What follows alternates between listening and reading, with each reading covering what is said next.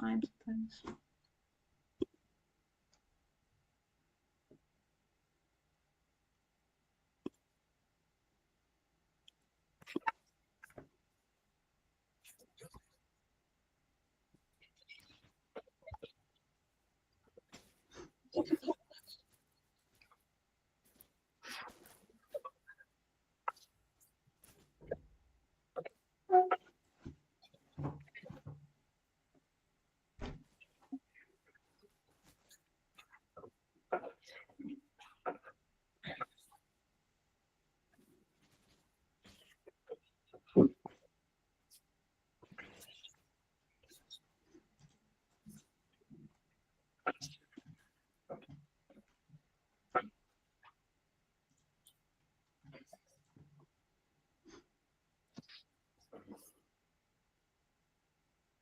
Okay, so we're live.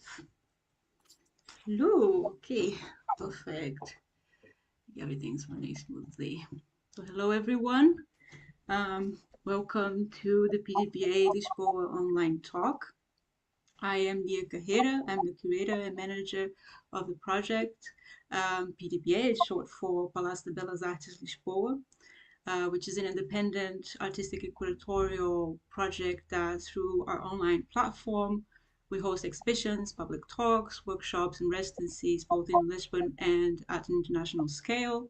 We invite artists and curators and a whole set of different creatives and researchers to reimagine other possible relationships between the physical and the digital space. And we focus specifically on a particular Palacio, it's Palacio Iglesias in the Lisbon city center, but I won't extend myself too much on this building and the history of it, so I invite everyone to um, access the website, and there's some information there for you. And we also have other online talks available on YouTube. We can also discuss the building itself. Let me just check one thing, a technical thing. I think we're good. It's always like my stream. Okay, yeah. Just double checking if the streaming is running smoothly. Before we continue, there's a chat for those watching us and want to participate. The YouTube chat is available for everyone to post questions, make comments, and discuss with us the topic of today. So we are discussing today the creative process, the collaborative creative process behind Flavors That Have Been Forgotten, which is an exhibition that just went live.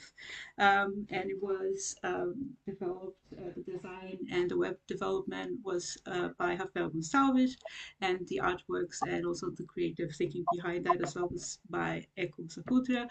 So I'm going to present them in a bit. I just wanted to first explain a little bit more about this project. So um, the PdBA in 2024 and 25 selected a topic which is digital spatialities.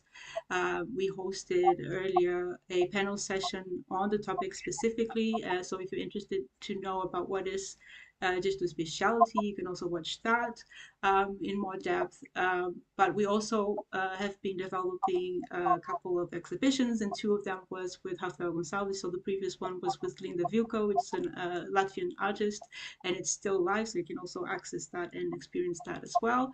And we invite everyone after this talk to go to our website and also see Eko's pieces and Rafael's work behind this, so what we'll discuss today.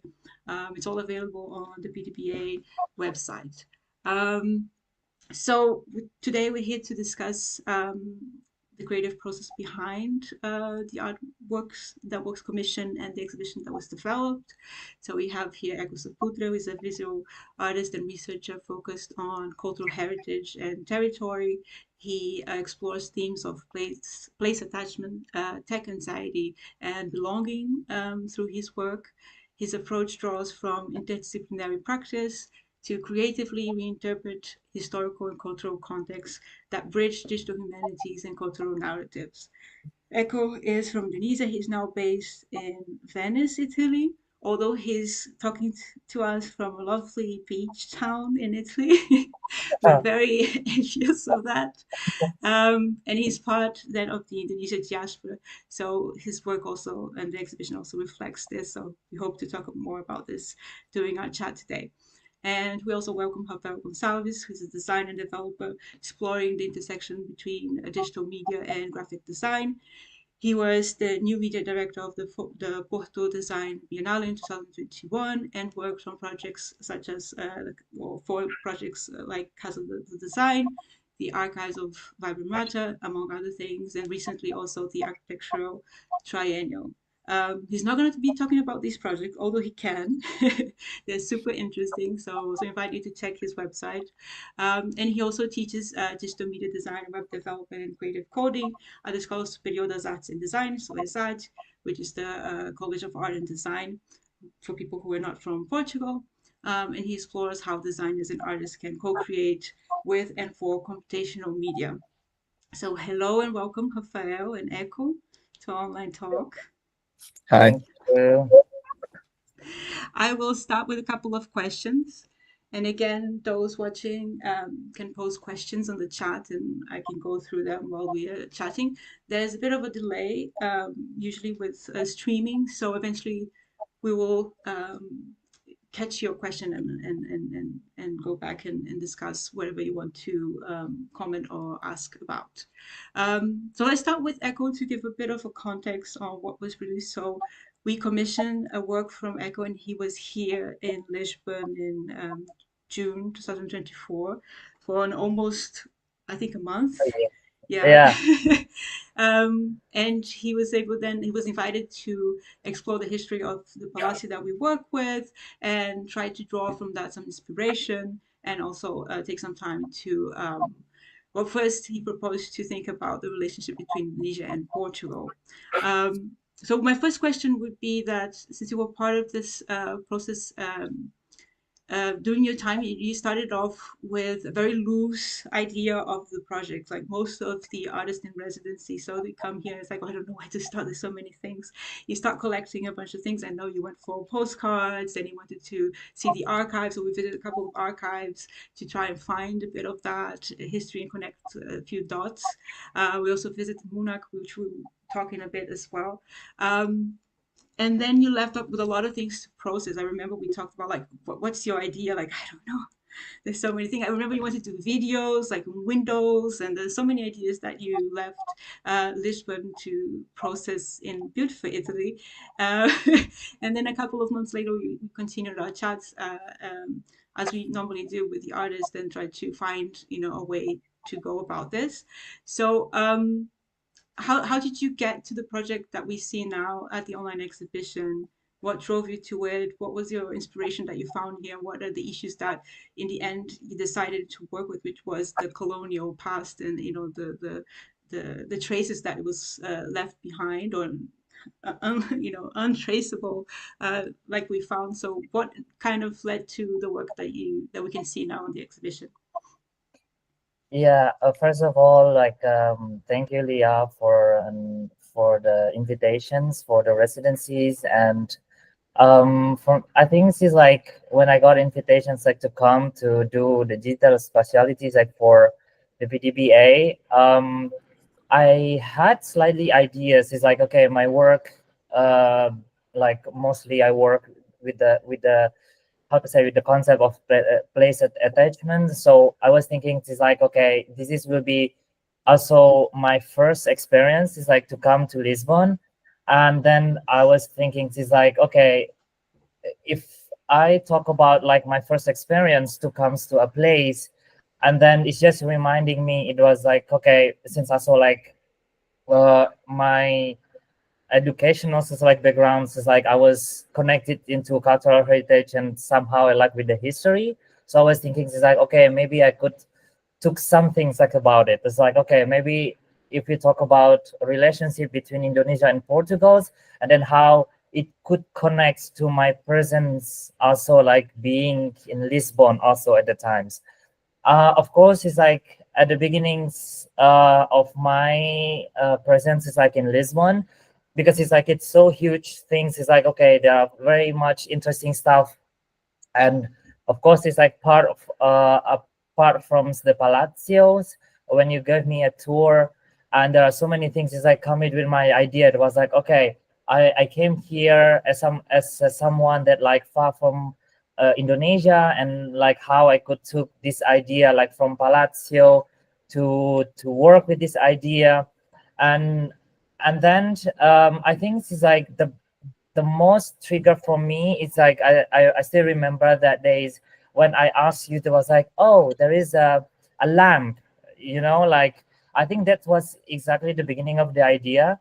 A lamp that are historical lamps, which is also like a symbol. Then I discover letters is become a symbol of the discoveries like from Portugal's to do this, to become like a new discovery age or something like that.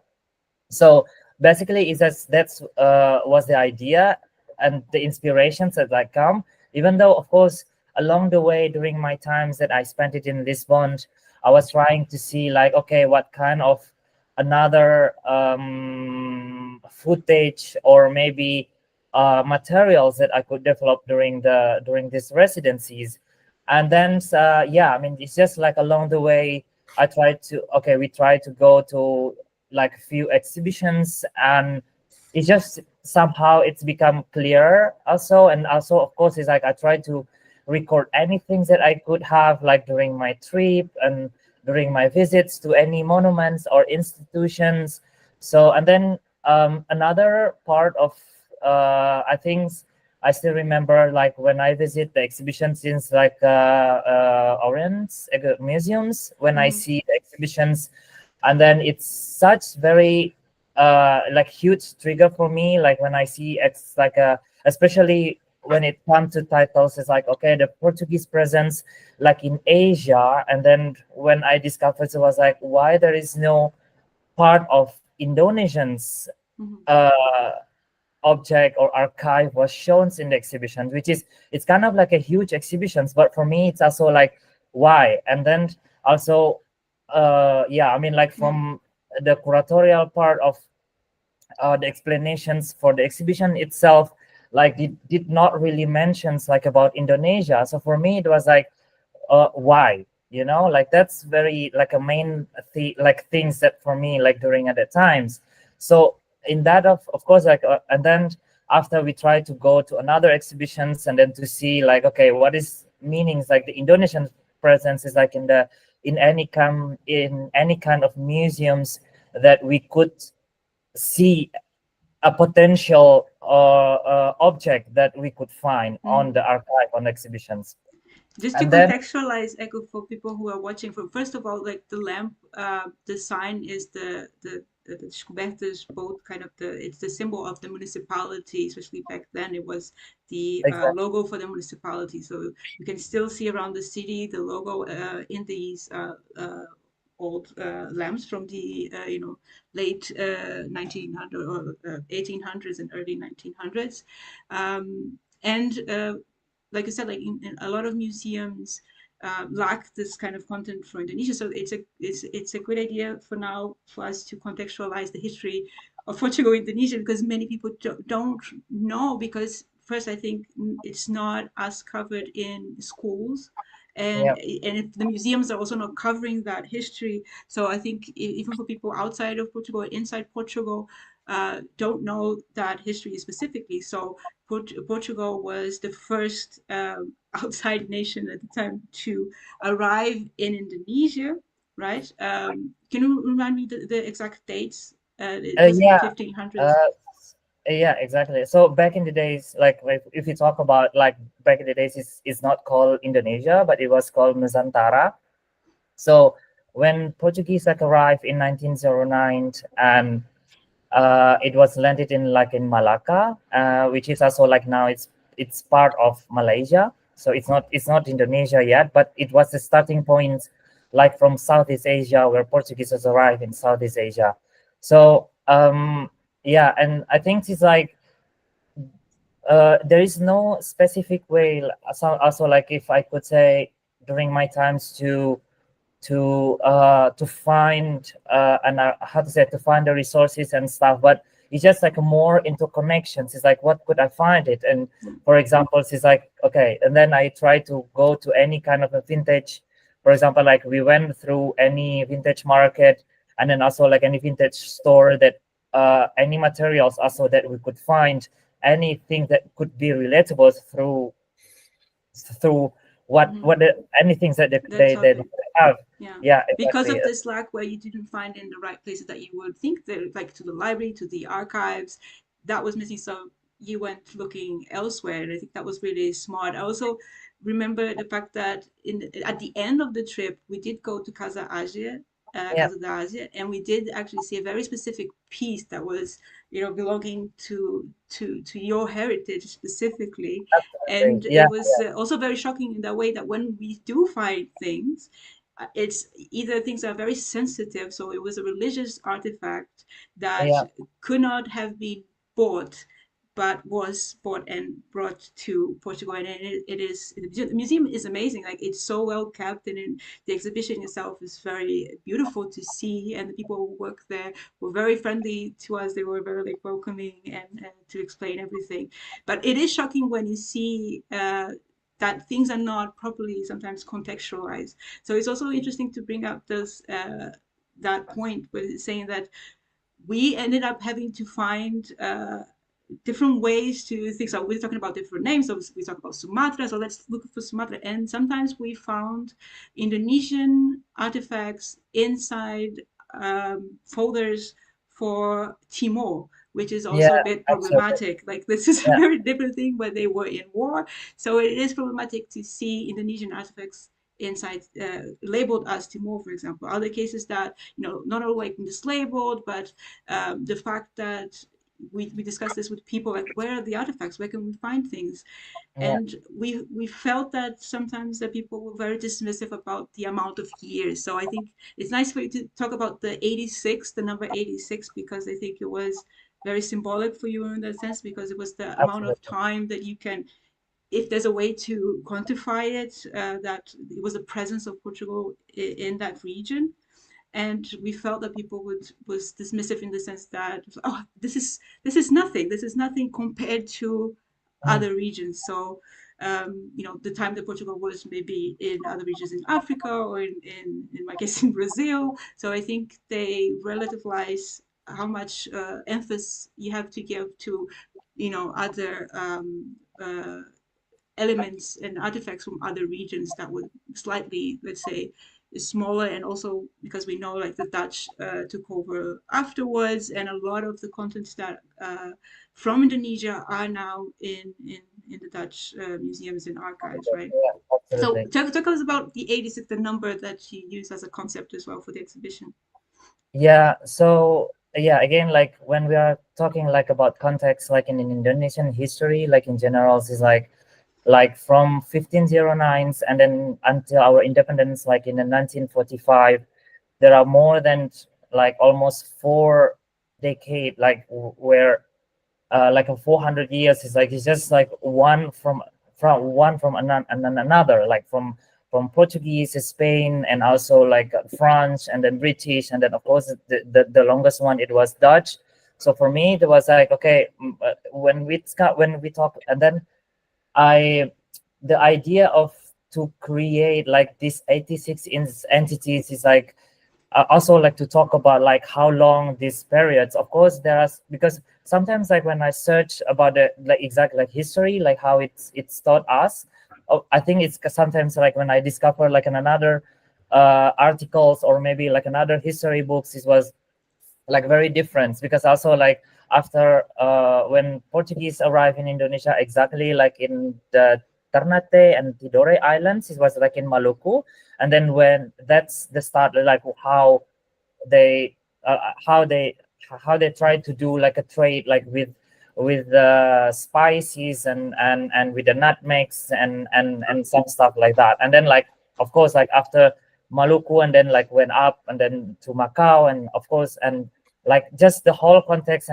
And for me, like when try to see when I decided like to make like 86 entities, it's just somehow it's reflect like how uh, I mean, from my side of, I mean, I could say like from my side of history, because it's like I search, I mean, the articles that I try, like from the historians that are working in the colonial context, also like between Portuguese, like how long they stayed in Indonesia. So that's how it started. And then, yeah, I mean, like the way how it's collected also, it's interesting, like how we found very connected object. And then again, when I try to, how to say, articulate like everything, and it's become like an idea to how to say, to write kind of like a speculative way how to interpret, and then the idea and stuff like that. So yeah. And this is um interesting that we bring to, as well, the visit to MUHNAC, because you started diving into more of the spice trades, and we thought, okay, let's go to, the botanical archives in MUHNAC, and we're so thankful that they will welcome us and show the whole, like we did a whole tour around the museum with the curators, also in the part of the insectology. So we also was able to see, I think, everything from a yeah, certain part of the museum. So we discussed with them, and this is my next question, right? So it was funny that after this whole tour, we saw a bunch of animals and insects and the plants and so on. We were talking to the curators, and you spotted a butterfly on the office, like the researchers in the curators' office, that was just like casually hanging on the wall, and you spotted as like, oh, this butterfly is actually from Indonesia. So it was just part of the collection, but it's one of those objects that you see sometimes in museums that, sometimes they're, I mean, Munich has so much that they can actually spare to have something in their office. So that's really nice. They yeah, can look at. But it was crazy, the coincidence that it was actually from the region. So I wanted you to talk about a bit of your process in general as an artist, that because I know you like the serendipitous encounters, especially with looking for postcards and elements like that, like the lamp that you grab these elements and then you bring them all together. And I think for those watching, visit the exhibition to be able to see what we're talking about. There's several elements around the text. There's a poem. There's a 3D renderings of objects that you saw, that you collected and adapted, and some of them are from MUHNAC's collection. The spices, and it really tells a very unique narrative, in the sense that it's very personal to you, but it's also very shareable. People can, especially those that are from migrant backgrounds, can actually also reflect on that, and feel kind of represented. And also for those that are not from a migrant background, could also, because it's very emotional and it's very touching, so they could try to understand what this kind of relationship to belonging, to finding oneself through archives, but also through postcards. And tell us a bit about your process in terms of this, like balancing the relationship between these casual encounters and the thought and intent behind it as an artist, to build something. yeah.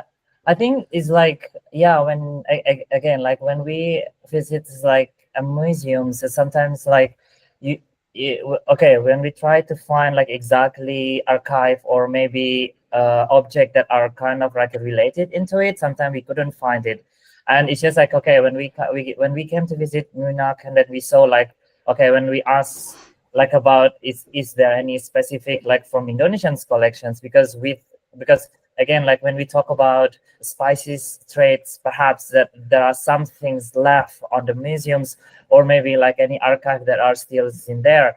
So for me, like when we saw, like when we had a tour, and then we saw when we saw like a bunch of like many how to say, butterfly especially, and it wasn't really resonate with me, because it's also like, okay, yeah, there are so many, okay, maybe like there are so many like kind of like a presence archive, like maybe like around, I don't know, like maybe early to 20th Yeah, centuries or something like yeah, that. So for me, of course, like, okay, if I want to took if I want to took these samples, and in some way also it's not really necessaries as well, because it's very new, of course, like as an artist, when I'm thinking about it, like of course you always can create like something from what you can find, like how to say, like contemporary. But again, like if I want to say, or if I want to talk or share something, is like how I could imagine like the beginning history of this, but of course through the contemporary object. So that's why it was so yeah, I mean, it's, but that was very unpredictable, because it was just like, yeah, it was at the end of our tour, and then like we visit the office, and then that's why when I saw it, it was like, oh, that, because I mean, also that kind of butterfly, it's kind of like we saw it also, like Yeah. from our place, from my place. So that's why, and then when I saw the names, and exactly the name, like, okay, from I don't remember like Do you exactly the have name. to show? Do you have it to show it for us? Because I think Rafael can share the um mirror, and we can have like an example, visual example of what you're talking about.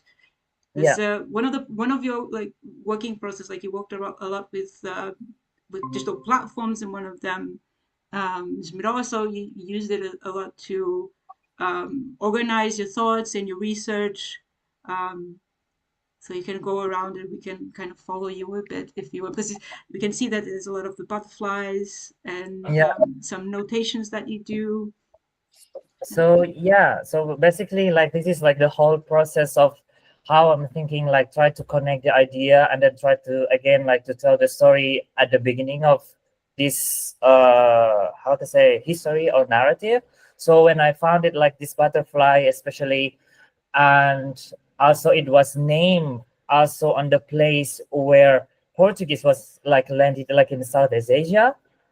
So for me, like when I saw it's the name, and then I searched about it, and then when I found it, I was like, okay, I mean, this butterfly exactly like in a place like where Portuguese like arrive a first time, like in Southeast Asia. So for me, it's kind of like it's become a symbolic presence. It's like when I see it, it was like the, I mean, of course, like the object itself, like it's beautiful, but it's just like exact representations, because it's like, okay, like the result, the where where it came from itself, to me become a symbols of like the place when the Portuguese has arrived in South Asia. And then of course, like the narrative like around butterfly itself is like, because it's metamorphosis, and then like the short life of the, how to say, the short life of the butterfly itself. And then it's become like, okay, maybe this story, it was short, and I think it's like I was thinking like, okay, yeah, maybe people that don't really recognize, or maybe don't really knows about like how long this Portuguese is, also could be a symbolic presence like around this. So that's why like the butterflies become part of it.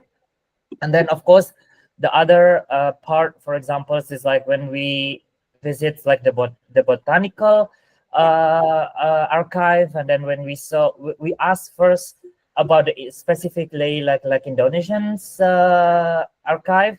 And then I found out like, okay, it was I think like a grass. I don't remember like specifically like Mm. from what type of grass, but I remember like, okay, this type of grass, it was like from Papua, something like that. But then and then I was thinking like, okay, maybe and then it's just like my mind was thinking back in days about like, okay, maybe if I ask related, like, okay, again, when we talk about the history of Portuguese, like what kind of trade like spices. And then so I was thinking like, okay, maybe if I could see a nutmeg Yeah.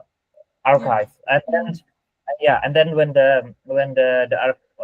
we saw it, and then it was not, it was not present like in as an Indonesian's archive. But then when the archive bring to us, and then when I saw it, it was like, oh no, actually like the origin. So because it was written on the label, it was written on the on the label archive, it was come from Maluku part, but of course it was registered after in Timor. So for me, it was also like this kind of yeah, again, like we talk like mislabeling Yeah. of the archive. I think it's become like another layer to Yeah. put another story. Like, okay, this is kind of like mislabels, and how it's connected into the whole process and the archive. So And we add to that that this was written in Dutch as well. So You also Yeah, have like the language differences.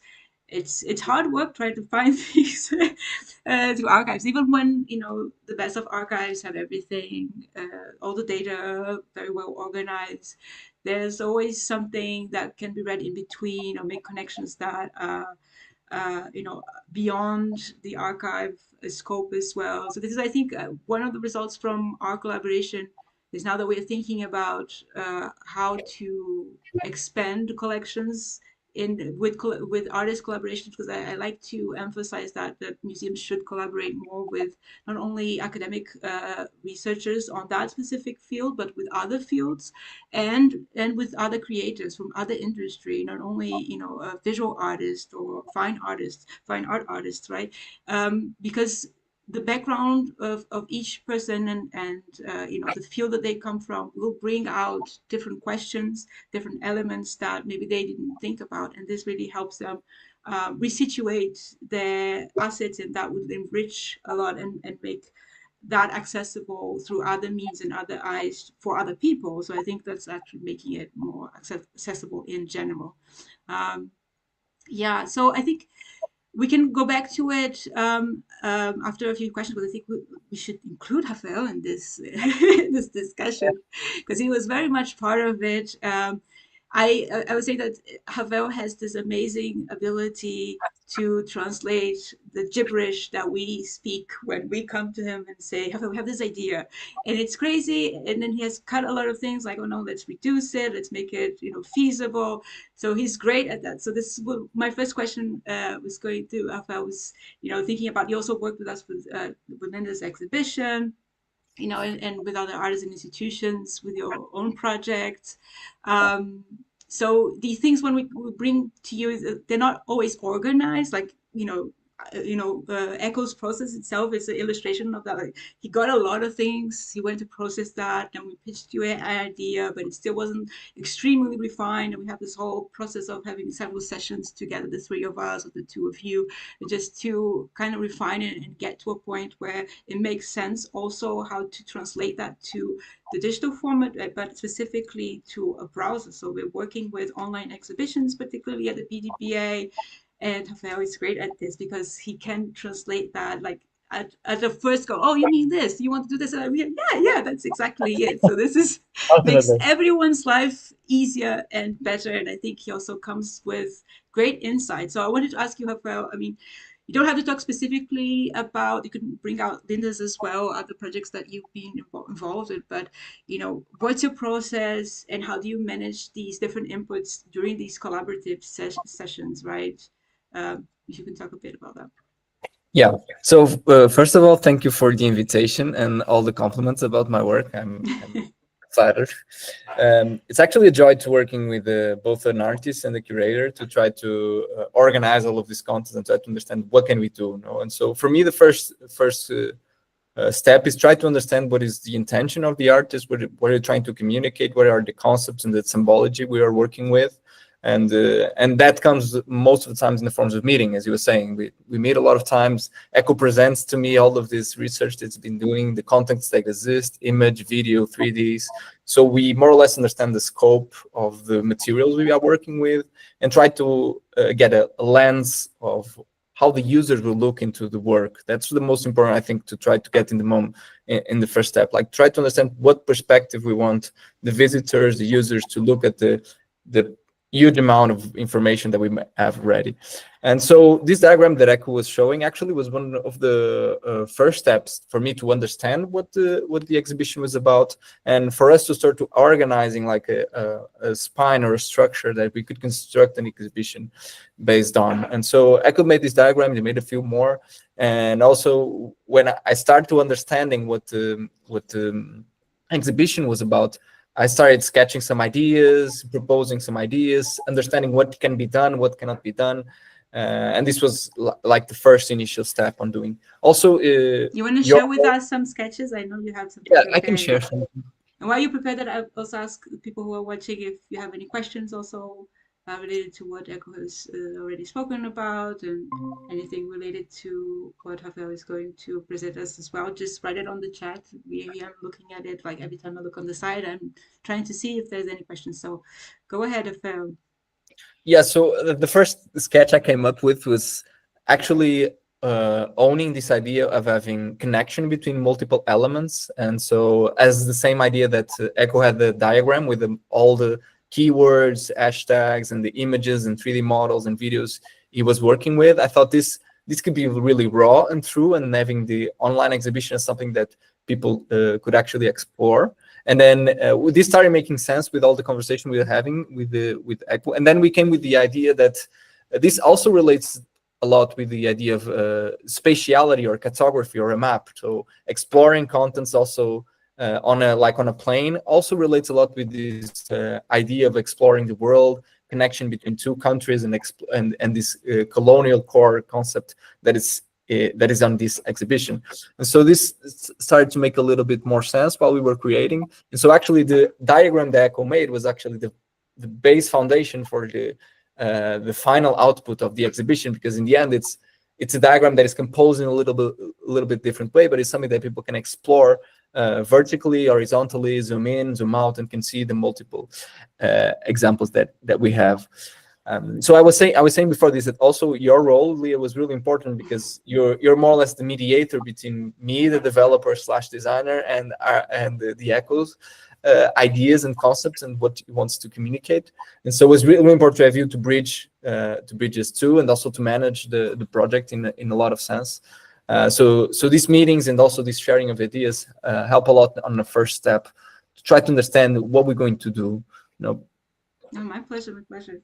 I think this is really important, because as a curator, you have a certain idea, a narrative behind it. Because we spent a month together, me and Eko, and then also have a certain background that you can also be able to bring that kind of like baggage to a third person that just arrived, and I think that's very crucial at the beginning.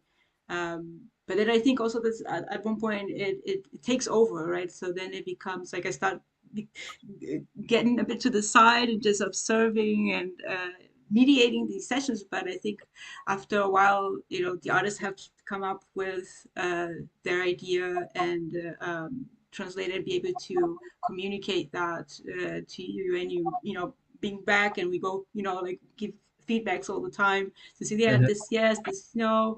I was going to ask then also if how do you establish a sense of priority in terms of what is more relevant at the time of each project, specifically when we're working with the online media? So there, we're also trying to consider at the end, probably most of the time at the end stage, like how accessible this is, how sustainable it is in the long run as well, in terms of hosting this kind of thing. We discussed this a lot for this project specifically, the different levels of interactivity, because we also have huge issues sometimes with mobile. People are always engaging through mobile devices. We promote it through mobile media practically, like people access, the social media content through mobile. So we also take this in consideration, because most of these exhibitions that we make for the browser, it is more suitable for example, desktop or PC, laptop with a mouse and keyboard, specifically for this one. So you have all of these, different elements to consider. You also have, like we're saying now, the curatorial artistic vision, and they're all at once. So how do you establish some kind of, sense of priority for yourself and for the project? Yeah. So I think the priority for me is always to find an interactive expressiveness that reflects the artist's core intention. So in the case of Linda, which is the last exhibition we did, the core interaction principle was scraping texture. So we have one key core principle that then guides the interaction and guides the exhibition. In this case, on the exhibition of Eko, the core interactive experience is discovering, panning around, grabbing and dragging, and like navigating on a map. So this is the core, and trying to find this core experience for me is the priority, the first step. And then after that, we try to understand what is feasible, what is not, what we need to include, what we need to remove, what we need to make regarding the performance of the exhibition. And so after making this, then we can make all the other decisions that come after. And so this was the first step that we arrived to based on the diagram, this map. And also this has a lot of relations to the sea and the navigation through the sea. So also was something that started popping up during the process of creating the exhibition. And we have a lot of small details or layers of interaction or animation that relate back to this navigation into the sea and exploring the map or the world on a different sense. So also another thing that we need to consider is like the design of the exhibition itself. So for example, here we are seeing that on the background we have a grid of vertical and horizontal lines that it reflects a map or latitude and longitude of a map. Also, we decided to use these lines where we are navigating, so it represents the path that the person or the user has taken on the exhibition. So this also relates to the idea of maritime navigation and to look at these objects. Also, then the size of the text, the typeface chosen, and then the colors that we used, they all try to somehow be connected with the core principle that we defined in the beginning. So specifically here on this exhibition back, there's multiple levels of interactivity. As you can see, we can pan around and this will show images, video, and 3D models. Also, there's audio that is going to play while you move around during the map. Here we cannot hear the audio because I'm speaking on top of it, but if you visit the website, you'll be able to see it. And then also we have the possibility on the bottom right corner, to zoom in, zoom out, and to have access to other kinds of interactions on the exhibition, to have access to different views and different perspectives on the exhibition. It's a good moment also to tell people that will experience the exhibition that the most interesting part for those for the public, I think, is to also be able to see that the other lines are traces of other people. So people who accessed the exhibition before left also some traces, and also this reflects on what Eko was talking about of his own presence in Portugal. So he's also, establishing his way through the city. There's some videos there that reflect that very explicitly, not only by the elements that he collected. So it's nice that we can see that. But again, we talk about how this kind of work have some kind of quite a lot of limitations, actually, quite a lot of challenges. So this is what I was going to ask you after, is that we're working with the online platform. So in this case, like we're talking about the traces, we can't have too many data stored and we have to refresh it all the time. So we have to find different solutions for this case specifically. So I was going to ask, like, what would you think that is maybe the biggest challenge when you're working with this kind of platform for exhibition making and for art making, and how you go around it, and what do you think this specific case was more challenging to you, and how do you propose it as a solution, or if so? Yeah, I think one of the biggest challenges is exactly this you were describing, is that because this is a web-based exhibition, it means it's going to be computed on each user's computer. And that means people access browsers in many different ways. And people access browsers on big computers, small computers, really powerful computers, really slow computers, recent computers, old computers, phones, smartwatches, TVs. And so it's really hard to predict always an exhibition might function on the device the user is watching the exhibition. So we can do a lot of things. We can design and develop knowing that we have this constraints, and we can limit somehow some use cases, or we can just warn and say, which is the case of this exhibition, when in some cases we have a small notice before entering the exhibition explaining what is the best way to experience this exhibition. And this is one of the key constraints I think that we have when we are designing exhibitions that are meant to be responsive, because it's on the web, so it can be accessible on multiple places. Also, the performance is something we need to take care of. So for example, in this exhibition, we have a preview of images and videos, but the 3D models, we don't have a preview. We have a keyword, and we have to click the keyword to access. Otherwise, this will get too intensive to render all the 3D models beforehand. And so we have to adapt the design of the exhibition depending on the size of the models that we have, the quantity of items that we have. So this is something that it's an iterative process that we revision between all of us and try to test until we get to a place that is stable and functioning. One of the topics that you talked about that I forgot, that I think is one of the most interesting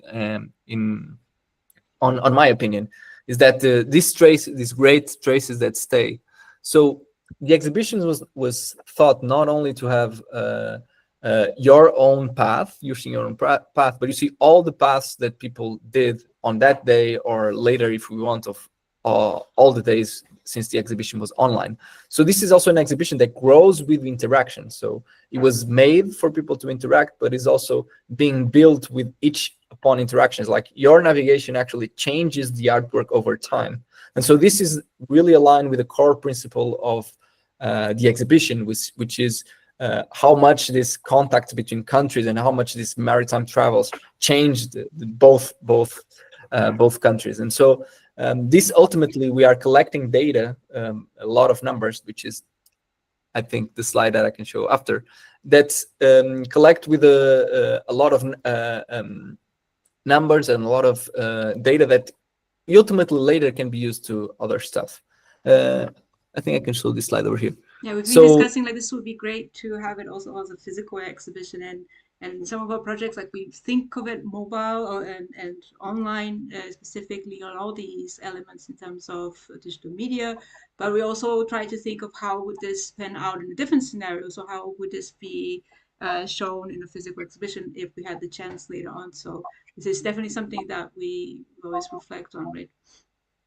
Yeah, so I'm showing this slide here because not only we collected all this data that Eko prepared and researched for, which was a lot of work, and we organized in a certain way, but we also created a system that the exhibition itself is also producing data since the moment it was launched. And so the exhibition is evolving, and then maybe this data is something that then Eko can use later to explore and do other stuff, or we can use it on a physical format or another digital format, as you were referring to. So this, I think, is one of the key aspects. Yeah, maybe just talking about the details that there's also like a small wavy animation through all of the exhibition, and then this comes back to the multiple layers of interaction and animation that I was speaking about. And when every meeting we had, we thought about a new idea or a new small detail that will contribute to this idea that we are navigating on the sea of context and the sea of words. And so we decided to keep adding these small details. And it was really important to make meetings and revisions with all of you to make sure that all of this is in line with the initial core vision that I was talking about before. And it's good to also emphasize that, again, like there's audio behind that, and it's beautiful. It's a poem by Eko. He recorded it himself. So it is like the way you also, like Rafael suggested, to keep it kind of overlapping, right, on top of each other. So you also have a different feeling. So you know, not just reading the poem, you also experience multiple voices from Eko's own voices. So that's very poetic in itself, and I think that was a great project and a great exhibition. So I thank you both for your we did it your efforts, and I think it turned out very, very nicely, and I hope everyone that's watching and will watch later on as well, because it's going to be recorded and available to rewatch and watch and share, can also enjoy the exhibition and feel also that they have got a sense of this history and this presence that Eko was talking about. Do you have any questions? Because I was also waiting for maybe someone in the chat if they want to ask any question. This is the moment before we say our goodbyes. We have a few moments.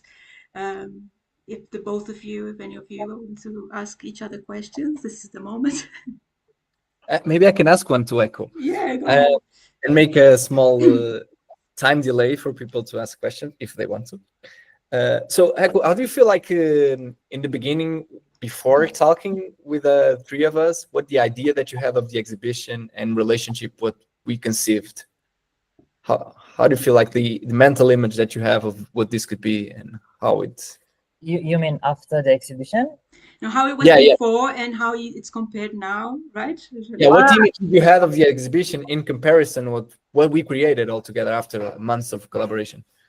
I mean, for me, to be honest, it was like this is like really great results, and I was very happy because also in terms of I know like especially like when you collect like so many things and then like how you're gonna put it all together and before I was thinking like oh maybe there are gonna complexities out of it and then but it's come like very like a simple and like yeah I mean like we are just focus like on like what we want to say and for me I mean I can't say anything more because like I really how to say like happy with the results honestly and also like the how to say I feel so like yeah I mean like as sometimes like when we try to talk about like an exhibition it's like we try to be like a how to say to be as simple as it is because sometimes when it's complexities and like it's hard to say like to people and then it's just what we see here for example is like the representations of the islands and then the word and then like to ask people like to navigate and then like they could find their own how to say entity as an object or archive or artwork or anything that they could find so yeah for me it was like beautifully also like I'm very happy about it also and yeah I mean I couldn't I don't know like anything it's Yeah, like great. yeah I was I mean also going to mention that made me think about that one thing as a curator, like from my point of view, is that it's also very different from creating an exhibition in the physical space and physical gallery. I think the collaboration well, we shouldn't really compare because it's very different, but there is a spatial element that sometimes people think like, oh, it's a 2D platform, so you don't think about that too much. yeah But actually, there is a lot of thinking about how you create these or how you mimic these experiences, not as if you were in a physical space, but how do you create actually spatiality and how you bring spatiality. absolutely So I was also going Yeah, to maybe make that question to the both of you because when you're working on a physical space, sometimes the gallery or the exhibition space, it's almost like a given, right? These are the walls. It's this color. Maybe the discussion will, depending on the artwork, if it's more interactive or if it takes up the whole room or just a bit. There's some discussion around that. But I think for us, we were really thinking about how to bring that in a space that actually doesn't really come out as three-dimensional as yeah we usually think about it. So I think Rafael, brought out the sound aspect of it. I think that really created some immersion to it. I wanted to maybe to discuss like what did you think that actually helped or contributed to this immersiveness that we wanted to achieve is that for me for the both of you. So maybe you can oh, start, Eko. Go oh, ahead. Go ahead. no, like for me, first is like I think when I'm thinking about that, because also like I love going to exhibitions, and then sometimes like when you try to find a narrative of one exhibitions, it's like okay, sometimes you miss something, you notice something, like I mean that's why I like the idea of discoveries is somehow it's become like a reconnecting like between the presence on the exhibitions, either physical or online. So yeah, I mean I think like with that kind of approach I could say like how I can imagine myself like if I want to see an exhibitions and then how people will go through of each like sections or each word or anything that like available and then try to translate it into the digital one I think. yeah. I think one of key aspects of building this digital spatiality, even though if we don't have a three-dimensional spatiality, which in this case we only have when we're previewing these 3D objects, it's when you build layers of interactivity or layers of animation. I remember in one meeting we had, and we started, and I made a prototype of the map, and we could pan around, and we come to the conclusion it would be really nice if Eko could record the audio of all of the Yeah, poem, and then we can start using it, and then this adds a layer of spatiality. So it's like building in the beginning is something really raw and really simple, Flat. but Yeah. then you keep adding small layers like the wavy animation, the audio, like the letters growing in size when you are closer to them, like look like you're zooming out into them. Adding the zoom buttons, like it's not like one key element that gives the spatiality to the artwork. It's like these multiple layers that you keep adding that contribute to it, in my opinion. So that's why like this constant collaboration and ideation in the beginning is important. So I usually think I give more importance to that rather than the accessibility and performance of stuff in the end, because then we're trying to understand like what is the core principle of the artwork, so it really represents this lens or perspective that we want users to look at to the work, and then we can like polish the other details. Yeah. Wonderful. I'm so sorry to say that we are reaching our time. So this is our time to say goodbye and thank you. So this is a great experience, and thank you very much for both of you for participating, for those watching us. And I want to take the opportunity also to thank MUHNAC, so the National Museum of Natural History and Science in Portugal, who welcomed us to do this research there and also use their their collection creatively to discuss a very important topic. So thank you, MUHNAC, and also thank you for the Portuguese Directory of the Arts, who is our funder for this year for the 2024-25 program of the PdBA. So thank you, Dejas, as well. I will also want to invite people to follow us and subscribe to our channel. We have a few activities and panel sessions upcoming. The next one will be with Professor Carlo Alberto Tricani from the Hong Kong Baptist University on computational visualities. So it's a bit related to this, and we're going to discuss how computers see the world, how machines see the world, and how that actually reflects on and how we see the world differently through that. And it's also related to the MUHNAC program as well. So I invite you to subscribe and follow for the next sessions. And yeah, so Eko, Rafael, do you want to say last words, last comments, goodbyes and thank yous? Yeah, I mean, for me, especially like thank you for both of you, especially like how these projects has become like the realizations of the project. Because sometimes it's like, again, like sometimes when you become like to try to develop like something creatively and artistically, and like there are so many things that happened, and then like of course you need, and then especially like when it's come to online exhibitions, like there you need like how to say like a special person like who could understand like how your brain works. So I could say so, like I mean, I truly like grateful, and like this is like absolutely beautiful, like, for the exhibition itself. Yeah, me too. I would like to thank you both for getting to this result. I really enjoy working you for all these couple of months. And Leah, especially thank you for managing all of this and Yeah, keeping us up absolutely. to date My and pleasure. running. Big thank to you for managing all of this. And that's it. Thank you. Yeah. Okay. So thank you both again. It was wonderful, wonderful working with you, and I do hope we work again because I think this project will, evolve. Like I say, we're Yeah, collecting data. We're thinking about it still. Echo is already posting things, I know, on his website. You can check that out as well. I have a parallel project as well that actually brought me thinking about this collection and accessibility. And Rafael is also will continue working with us, and he's always doing so many other projects that you can yeah, follow his work as well and what he comes up with. So yeah, so thank you everyone, and see you next time. Thank you. yeah. Bye. Thank you so Yeah. much. Bye bye. Bye.